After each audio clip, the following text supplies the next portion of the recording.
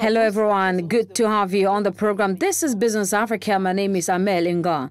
In our summary for this week, what adjustments will African oil producing countries make as OPEC announces decline in oil production over the next 6 months? Mauritius derives its dividends from the production of electricity from sugarcane. We'll tell you more.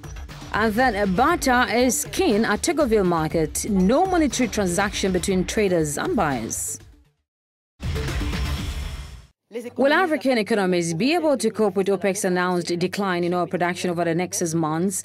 This was already being discussed a day after Riyadh's call to reduce global production by 1 million barrels a day. According to some producing countries, including Nigeria and Angola, this decision could have a significant impact, particularly on the local currencies. Bruce Kinu and House Lemanisa have the details. Riyadh's decision to reduce global oil production could give African countries a lot of trouble and lead banks to opt for higher interest rates in general, according to reports. Countries that could be directly affected include South Africa, Zambia, Ghana, Kenya, and Angola. All exporting countries may see a depreciation of their local currencies and face high inflation as crude oil prices stabilize, while oil importers see a reduction in inflationary pressure in the same situation. The Zambian case, where the currency decreased by 3% against the dollar in 2018, helped drive inflation to an almost 2-year high in October, an option considered by South Africa and Nigeria. These economies are planning an increase in key rates to reduce the risk of new currency sales for South Africa and to counter an acceleration in inflation in Nigeria. In Ghana, the central bank announces that the key rate will be maintained. Kenya has chosen to lower it, and Angola, whose inflation rate has fallen to 17%, could reduce its key rate to help stimulate an economy that is expected to contract for a third consecutive year in 2018. This bet was taken up by Mauritius, which started producing renewable energies about 10 years ago. To reduce its dependence on fossil fuels, the country has relied on its main crop sugarcane to produce electricity. With a current production of nearly 22%, Mauritius aims to increase the share of renewable energy in the energy mix by 35% by 2025. Ruth Lago and Ronald Kato have the details. November is sugarcane harvest season in Mauritius. Heavy trucks pulling huge trailers line up to unload their freshly cut cane cargo. It is from this crop that Mauritius has found another source of electricity. Isolated in the Indian Ocean, the country is gradually reducing its dependence on fossil fuels by developing renewable energies. For the past 15 years, bagasse, the fibrous residue resulting from the grinding of sugarcane, has been used extensively to produce electricity to the point of providing 14% of the island's needs. Electricity is generated by 4 sugar makers, each of whom operates a thermal power plant. The plants normally run on coal, but when the cane season arrives, bagasse replaces coal as fuel. The bagasse is fed into a power plant where it burns at over 500 degrees Celsius, a process that allows turbines to produce electricity. In total, nearly a quarter of the energy produced in Mauritius is from renewable sources. The government's objective is to increase the share of renewable energy to 35% by 2025. We are delving a bit deeper into this subject with Mohamed Khalil Alahi, an energy specialist and former coordinator of Mauritius Sustainable Island Project. Good to have you on the program, sir. Okay, thank you very much. Thank you. Right, Mauritius discovered that sugarcane was another source of electricity. How effective has this been? I think we have to go back in history.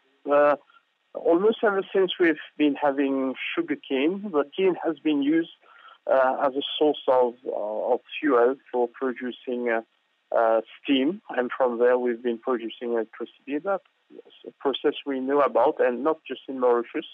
But what's probably different and a novelty in Mauritius is that we have been probably 60 years now been producing electricity for the grid, which means during the crop season we have the sugarcane, from which we get a byproduct which is called bagasse, and from bagasse we generate steam, and that steam runs turbines, and that electricity produced is being used across the main grid for domestic and industrial and other purposes. How about sustainability? Is this project sustainable?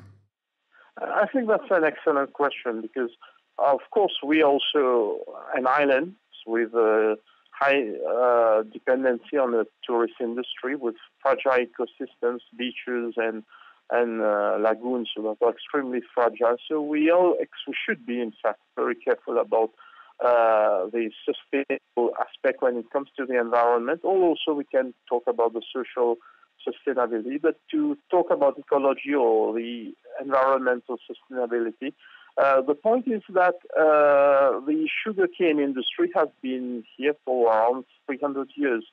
So we are not really disturbing in any way the existing and well-established ecosystems when we promote the sugarcane industry and we use back power generation. I would like to draw a parallel. For instance, if you look at other countries like Brazil, where they are probably wiping off the Amazon forest to plant sugar cane, and from that they get ethanol, and they may get, of course, electricity from, if they want, from that sugar cane. In our case, we are not getting rid of any natural forests. Finally, Mohammed, tell us about the commitment level of the government on renewable energies. In Mauritius, I think the commitment is there, but I think there are hurdles, however. The commitment is there in terms of renewable energy promotion. It has been around, irrespective of which political party has been in government. But I think there are hurdles with all of them, all the parties, all the governments that have succeeded one another the last few decades in Mauritius. There should be, first of all, a very active engagement of the private sector, investors, banks, and I think the financial environment must be very conducive towards the promotion of such renewable energy projects, including projects related to, for instance, production of electricity from biomass or bagasse in particular. What we need also is probably a strong pressure from civil society. Thank you very much, sir, for your highlights. Same to you. Thank you. That was Mohammed Khalil Ailahi, an energy specialist and former coordinator of the Maurice Project, Mauritius. After the break, we take you to Togo, which has readapted an ancestral system of commercial transactions. Coming up shortly.